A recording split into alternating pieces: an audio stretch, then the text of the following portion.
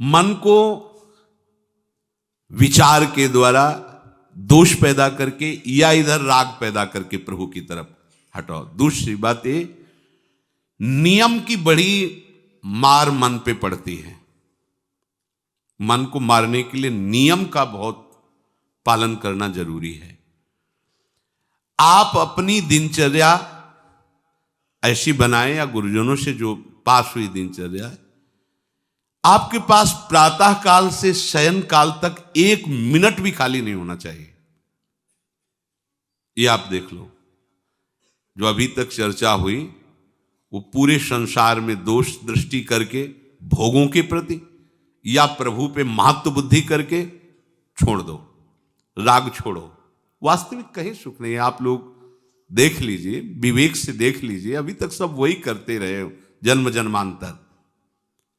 अब हमको मन की ये जो बलवान वृत्ति है, प्रमथन स्वभाव वाली वृत्ति है, इस पर अंकुश करना है। कैसे करना है? प्रातः काल जगने से लेकर शयन तक 1 मिनट भी आपका खाली नहीं होना चाहिए, आपकी दिनचर्या में होना चाहिए। नियमित दिनचर्या बनवा लीजिए या बना लीजिए अपने बड़ों से, अपने पूज्यजनों से पास हमारी ये दिनचर्या। जीवन में उसका उल्लंघन नहीं होना चाहिए। ऐसी दिनचर्या नहीं, कागज वाली दिनचर्या नहीं, आपकी वास्तविक दिनचर्या जो है वही होनी चाहिए। जिस समय जो आदेश हुआ है कार्य का, आपको उसी समय वही कार्य करना है। इससे मन तुम्हारा मरेगा, मन के अनुसार। यहां क्या है कि रोज सुनते, आज नहीं सुनेंगे सत्संग, क्या है सुबह तक रोज वाणी पाठ में जाते, नहीं जाएंगे, 6 बजे तक सो रहे हैं, शाम के रात्रि तक, या जैसा, ये ठीक नहीं। चलो आज ऐसा कर ले, नहीं ठीक नहीं। जो नियम दिया गया वैसे ही चलो। अगर नियम से चलोगे तो उससे लाभ क्या मिलेगा? एक तो परमानंद की तरफ बढ़ रहे हो, दूसरी बात आपका मन मरेगा।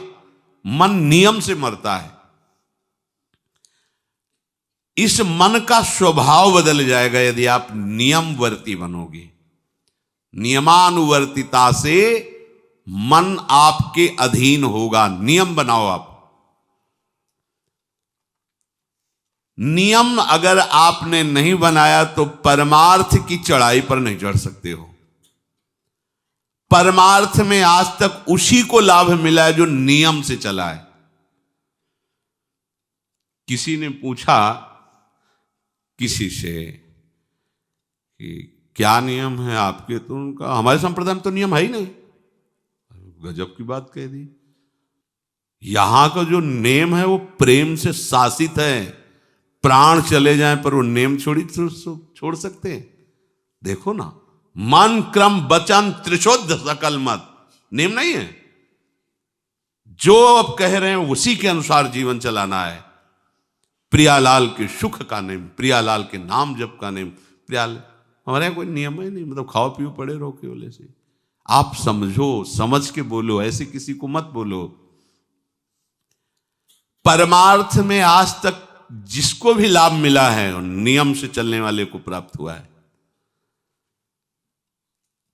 इष्ट आराधना में जो जो आपको नियम मिले हैं उनमें शिथिलता नहीं होनी चाहिए, और बहुत काल तक एक नियम में चलने वाले को सिद्धि प्राप्त हो जाती है। जिस स्थान पर, जिस आसन पर, जिस समय पर जो मंत्र जितना, वो नियम होना चाहिए। ऐसा नहीं कि आज 20 माला जप लिया तो कल 10 माला जप कर लिया तो 2 दिन जपा ही नहीं फिर आगे, ऐसे नहीं होता। एक नियमानुवर्तिता। 5 मिनट का भी अंतर आपके नियम में जब नहीं पड़ने लगेगा, नियमित नियत समय, यह संतों में देखा गया है। 6 बजे उठना, 6 बजे शयन, 6 बजे उनकी जो दिनचर्या, एक दिन अगर देख लो तो दूसरे दिन तुम कह सकते हो इस समय ये साधन कर रहे होंगे, क्योंकि उनका नियम है, वो वैसे ही मिलेंगे। बड़े बड़े महापुरुषों में देखा गया है। ये 2 बजे के जगने का समय तो मतलब जैसे लगभग विषयी पुरुष सब सोते हैं, ऐसे लगभग जो भगवत प्राप्ति की लगन वाले साधु 2 बजे जग जाते हैं सब। ये नहीं कोई आश्चर्य की बात नहीं है, हमने देखा है। गंगा के किनारे जैसे ब्रह्म 2 बजे शुरू हो जाता है, कुआं से जल अर्चना और सब दिनचर्या, गंगा नहाने के लिए, फिर जाना बाद में, यहीं से स्नान करके फिर बाद में गंगा स्नान करने जाना। जो अनियमित साधन करता है, यद्यपि साधन अविनाशी, पर मन मरेगा नहीं, मन अधीन नहीं होगा, ध्यान रखना। अनियमित, नियमित, आज 1 घंटे बैठे, कल 30 मिनट बैठे, परसों 10 मिनट, और फिर आगे बैठे ही नहीं 2-4 दिन, बिल्कुल नहीं, ऐसा नहीं। चाहे 10 मिनट से शुरुआत करो तो 11 होना चाहिए, कभी 9 नहीं होना चाहिए। और बार बार दिनचर्या का परिवर्तन नहीं होना चाहिए, मंत्र का परिवर्तन नहीं होना चाहिए, नाम का परिवर्तन नहीं होना चाहिए। खाने पीने का, शयन का, जगने का बिल्कुल नियत समय होना चाहिए मन को वश में करने के लिए। ये जो लोग ने कि जब जहां जैसे आया चिड़िया की तरह चुनते रहते हैं, कुछ लोगों को तो देखा है, यहां तो थोड़ा शासन है। सत्संग में भी बोतल खोली, एक एक घूंट ऐसे थोड़ी थोड़ी देर पर, अरे मर थोड़ी जाओगे, अमृत बरस रहा है, भगवत चर्चा को उसका पान करो। चिड़िया की तरह कभी ऐसे जेब में डाले, वो रंगीन पुड़ियों नहीं होती है, ऐसे थैली निकाला, भुजिया चवा, 2 पानी, ऐसे मर थोड़ी जाओगे। एक बार भोजन डाल दो, प्राण पोषण होता रहेगा, एक बार नहीं 2 बार से। इसके बाद ज्यादा ये नहीं होना चाहिए, थोड़ा ये पाया, थोड़ा वो पाया, थोड़ा प्रसाद में मिले प्रणाम कर लिया, जरा चख लिया, रख लिया, और जब प्रसाद पाएंगे तब पा लिया। बार बार खान पान से भजन में विक्षेप पहुंचता है। अगर मन को मारना है, भगवत प्राप्ति करना है, तो खान पान का समय, शयन का समय, शयन का समय मानो आप 9 बजे से 2 बजे तक, 9 बजे आप सैया पर होना चाहिए। 2 बजे आप सैया छोड़ ही दो, नींद आई हो या ना आई हो, इससे कोई मतलब नहीं। नियम सो नियम, ये नहीं आज रात में नींद नहीं आई तो आज सो लेते, नहीं, उठो तुरंत आपकी दिनचर्या। अपने लोगों ने अभ्यास जब किया ना, तो उसमें ये नहीं कि जग के विचार करना है कि उठना है। जे ही घड़ी पर दृष्टि गई, आज तक भगवत कृपा से कभी अलार्म नहीं लगाया, बचपन से लेके अभी तक। मिले ही नहीं घड़ी तो अलार्म क्या लगाए, गंगा के लिए घड़ी लेके कौन घड़ी देगा, गरीब किसानों के।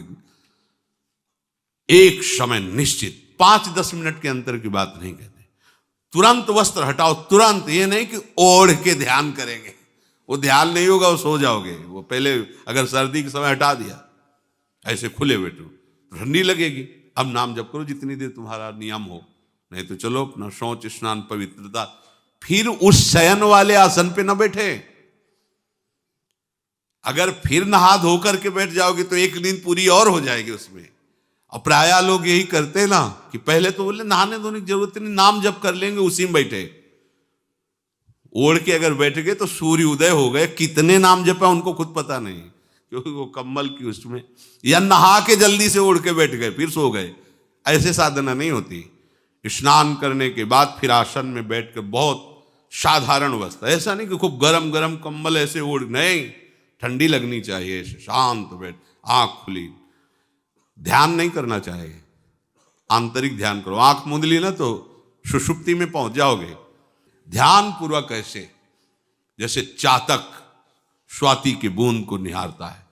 भागवत में आया कि कैसे सुरता होना चाहिए, वक्ता के प्रति चातक दृष्टि से देखते हुए एक एक शब्द श्रवण इंद्री से वो पान कर रहा है, ऐसे शांत तो एकदम देखते हुए ऐसे पान। श्रुता सोई परम सुजान, सुनत चित रति करे।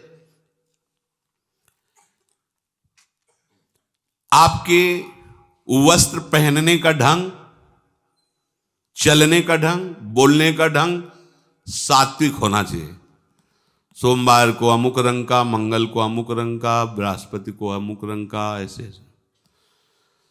चलने की भी अलग अलग स्टाइल, अलग अलग से डालना। कब अगर भगवत प्राप्ति करनी है तो सात्विक चाल हो, सात्विक भाषा हो, सात्विक वस्त्र हो। इनका भी बहुत प्रभाव पड़ता है, वस्त्रों का भी प्रभाव पड़ता है, चाल का भी प्रभाव होता है। अभिमान की चाल देखना, छाती में हड्डी हड्डी पर फैला के चल रहे मानो सूरवीर है, हाँ, जांघ में मांस नहीं है, केवल पैंट ही पैंट दिखाई दे रहा है, बात ऐसा विमान ऐसे टांग चला, मानो ये सब नहीं। सात्विक वृत्ति से चलो, सात्विक कपड़े पहनो। ऐसा नहीं कि अब लाल ही पहनना है तो अमुक कंपनी का आना चाहिए, लाल रंग का या पीले रंग का। कितने का स्वेटर? बोले 1,70,000 का है। अपना जीवन सात्विक हो, सात्विक वस्त्र भी वस्त्राभूषण, और हमारा चलना भी सात्विक हो, हमारा बोलना भी सात्विक होना चाहिए। अब इसके बाद उपासक को देखो, ये तो नियमावर्तिता हुई। अपने मन के ऊपर हर समय दृष्टि रखनी। उपासक शब्द इसीलिए है, विषयी पुरुष नहीं रख सकता। उपासक को हर समय मन पर दृष्टि रखना है। क्या सोच रहा है, ऐसा क्यों सोच लिया इसने, ऐसा क्यों ये प्रेरणा है? क्या हमारा भोजन गलत हुआ, क्या संग गलत हुआ, क्या हुआ? पूरी जांच हो रही।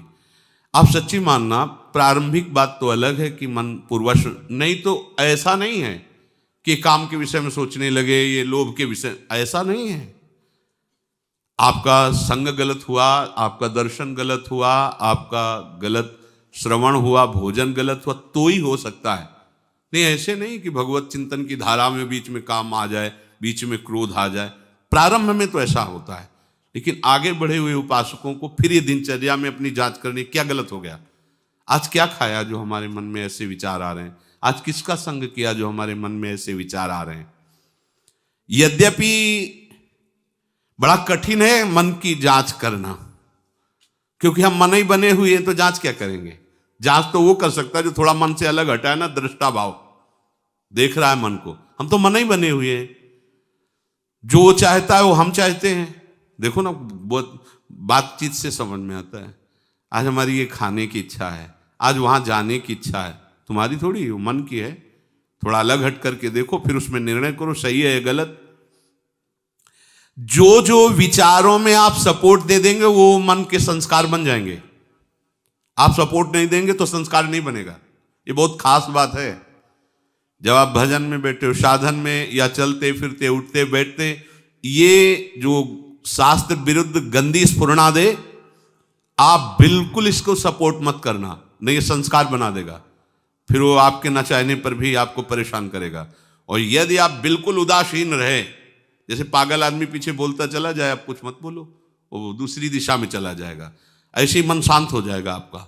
ये आपको फेंकता रहे, आप परेशान मत होना, ये फेंकता रहेगा जो उसने जमा किया है, फिर शांत हो जाएगा, फिर नष्ट हो जाएगा, उसका विषय स्फुरण नष्ट हो जाएगा। अगर कहीं मन भगवत संबंधी सलाह दे तो उसको दुलार करना चाहिए, सराहना कर, वाह आज आपने बहुत सुंदर बात।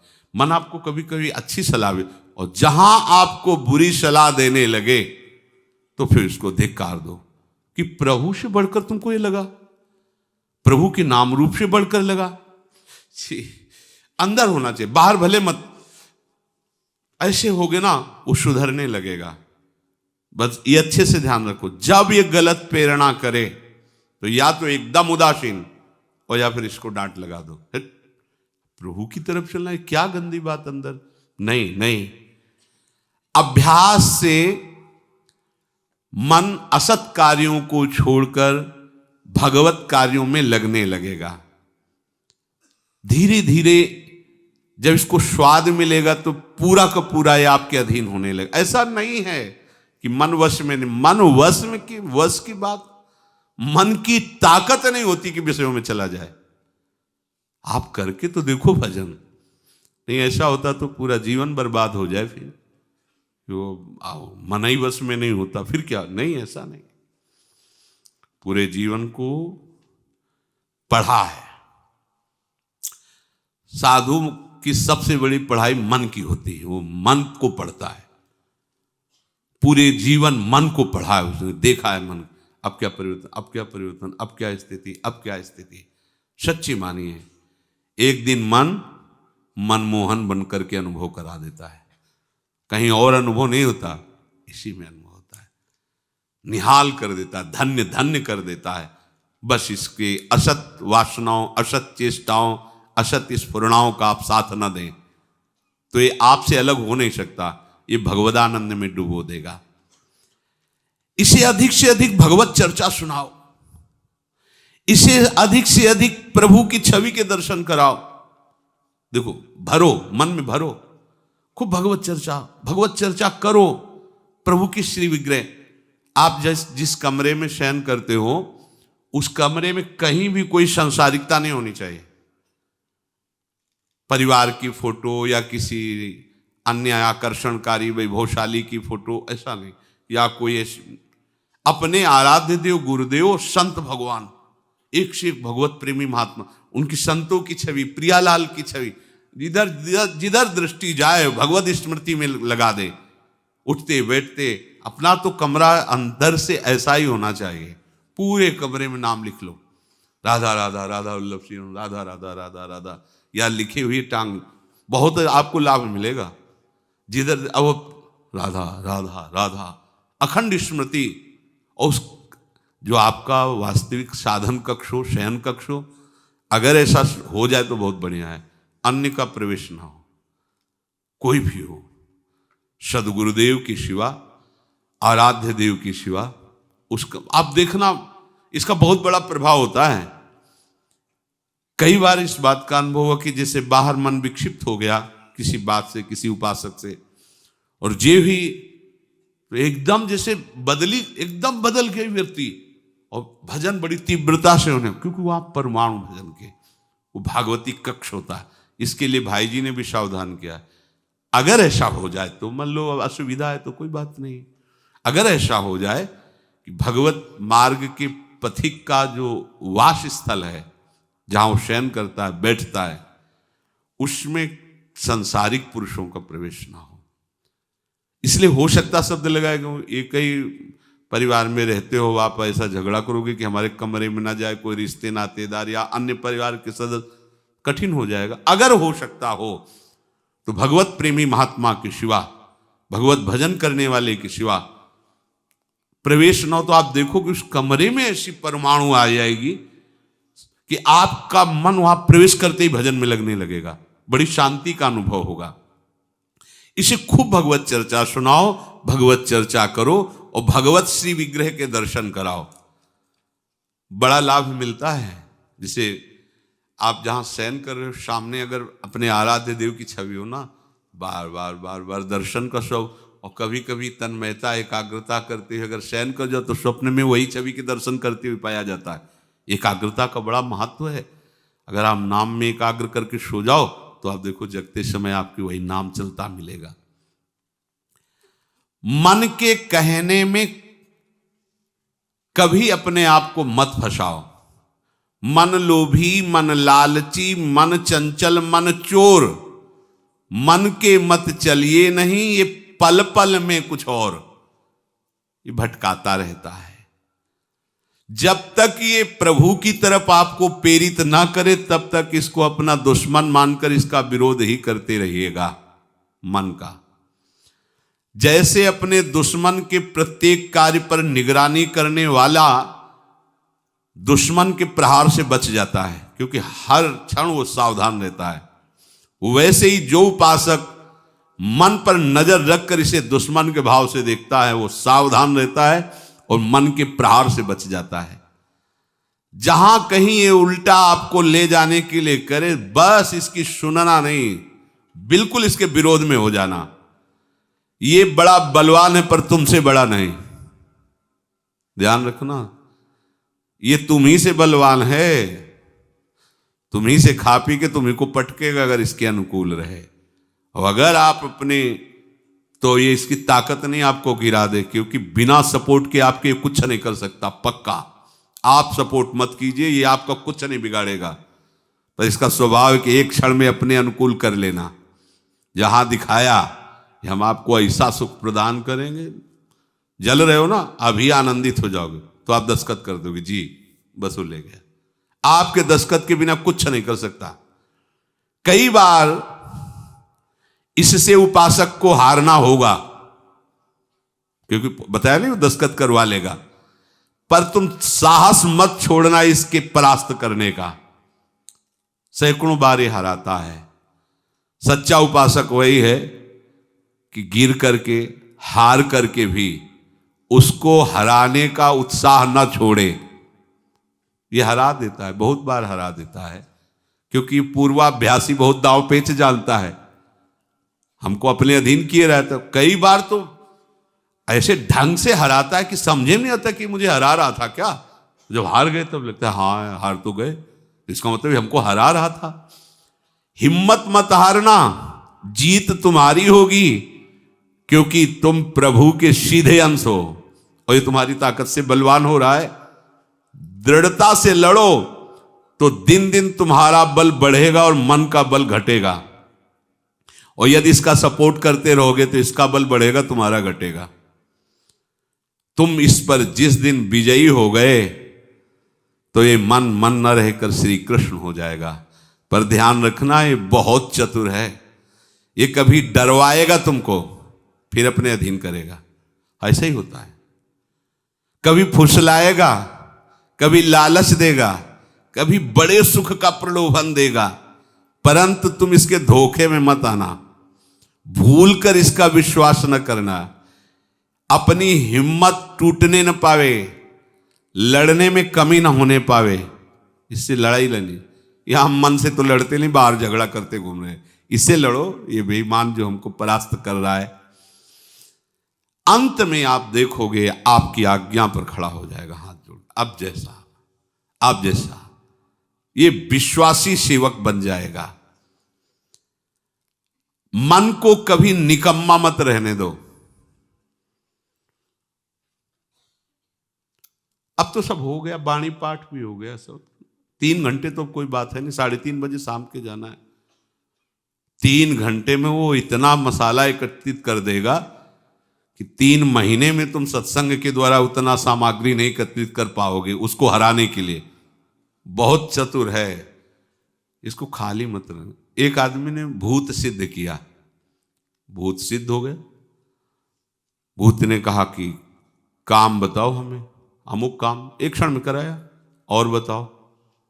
और क्या बताएं? बोले काम नहीं बताओगे तो उठा पटक देंगे तुम्हें, हम तुम्हें मार देंगे हम।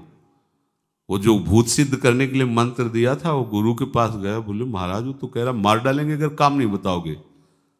ठीक है, एक लंबा बांस खड़ा कर दिया और कहा इस भूत को आदेश करो, इस पे उतरो चढ़ो, जब तक हम कोई काम ना बताएं तो यही तुम्हारे ऊपर का विषय। बस ऐसे ही मन भूत है, उठाक पटक देगा आपको किसी न किसी विषय में। इसको काम बताओ, क्या? राधे श्याम राधे श्याम राधे श्याम, चढ़ते उतरते रहो, इसे नाम में चलते रहो। जब और कोई काम होगा तो बताएंगे, चलो सेवा कर लो, बाड़ी पाठ कर लो, नहीं है ना, राधे श्याम राधे श्याम राधे श्याम। पक्का समझो भूत है, मार देगा तुम्हें। अगर राधे श्याम रूपी बांस में इसे चढ़ाओगे, उतारोगे नहीं तो पटक देगा किसी न किसी विषय में, फिर छाती जलेगी, दिमाग खराब होगा, डिप्रेशन में पहुंच जाओगे। ये ऐसे ऐसे कर्म करवा देता है कि लगता है अब भी इसकी जरूरत है।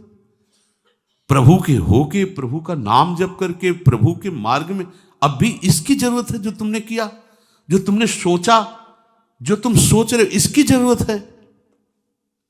बहुत सावधान, नाम कभी छूटे ना इसको। उसमें ये निकम्मा मन बर्बाद कर देता है। निकम्मा रहोगे तो इधर उधर की बातें सोचेगा। एक और बात बता दें, जब तक नींद ना आवे तब तक लेट करके भजन मत करना। किडनी थोड़ी खराब है तुम्हारी कि तुम्हें बैठने में परेशानी। अपने लोगों ने ऐसा किया है कि अब जैसे रात्रि में है माला लेके बैठ गए, अब नींद नहीं आ रही तब तक माला चल रहा है, भजन चल रहा है। जब नींद आने लगी धीरे से लेट गए, माला छाती में रखा है, अगल बगल कोई अपने माला में ही है। अब लेट करके कि नींद का इंतजार, तो नींद तो आए कि ना आए, लेकिन ये क्या क्या प्रोग्राम आ जाएगा वो आप देख लो। नए साधक सावधान नहीं रहते तो दुर्दशा अपनी कर लेते हैं क्रियाओं के द्वारा, अन्य चेष्टाओं के द्वारा। शयन के समय बहुत सावधान रहने की जरूरत है। दिन भर तो आपको ऐसी सेवाएं मिली हैं, ऐसे साधन मिले हैं जो भगवदानंद में डुबोने के लिए पर्याप्त हैं, लेकिन जो आपका पर्सनल समय है उस समय आप सावधान रहना। अब आप फुर्सत में लेट गए, जे भी फुर्सत सोच के लेटे कि सब हो गया, अब उसका प्रोग्राम शुरू मन का। अब आपकी इधर उधर चित्तवृत्ति, फिर मोबाइल जो पास है तो फिर क्या कहना है, मन को तो मानो अमृत मिल गया, वो आपको प्रेरित करेगा। जहां आपने कोई गेम ये वो नौटंकी नाटक की, जहां बस उसको मसाला मिल गया, वो आप काफी है, वो आपको ऐसी जगह पहुंचा देगा कि सुबह दिनचर्या में हाजिर नहीं हो पाओगे। कहाँ है वो? बोले अभी तो आया ही नहीं वो। क्यों? मन ने उसको परास्त कर दिया, इसलिए नहीं आया। बहुत सावधान। ये निकम्मा रहेगा तो बुरी बुरी बातें सोचेगा। खास बात है, दिन भर सावधान रह सकते हो माना, लेकिन शयन के समय जब आप अपनी सैया पे गए, आप होश ठिकाने रखो, बिल्कुल सावधान। यहां थोड़ी तुम्हें सावधान रहने की जरूरत है, अभी तो सावधान है ही हो, नहीं तो अभी खड़े हो, तुम्हारे पितर तक तृप्त हो जाएंगे अभी है। लेकिन कमरे में सिटकिनी बंद, अब शयन के लिए गए, आप होश में, यही होश खो जाते हैं। ध्यान रखना, मन आपसे ऐसी चेष्टाएं कराएगा, क्रियाएं कराएगा, ऐसा दर्शन कराएगा, ऐसा सोचवाएगा, पूरे दिन की साधना को मटिया पलेट कर देगा, पोछा लगा देगा। हमारी प्रार्थना मान लेना, जब तक नींद ना आवे तब तक सोने के लिए आप लेटना नहीं। यदि जवान साधक हो, माला हाथ में, ऐसे दोनों हाथ कब्जे में है, जवान से नाम या मंत्र अंदर। अब थक गए, सो गए तो ऐसे सो जाओ, आपकी शैया परम पवित्र है। और अगर घंटा 2 घंटा इंतजार नींद का, तो पक्का वो भ्रष्ट करा के रखेगा, पक्का। हमारी बात लिख लो। सावधान, शयन के समय हर उपासक सावधान। उस समय विशेष आवश्यकता आपको भजन की है, क्योंकि वो एकांत है और आपके ऊपर उस समय मन को हावी होने का अवसर मिल गया। इसलिए सावधान, सत्संग को सुना जाए, मनन किया जाए और आचरण में उतारा जाए, और इस भूत को हर समय नाम रूपी बांस पे चढ़ाते उतारे। राधे श्याम, राधा वल्लभ श्री हरिवंश, राधा वल्लभ श्री हरिवंश।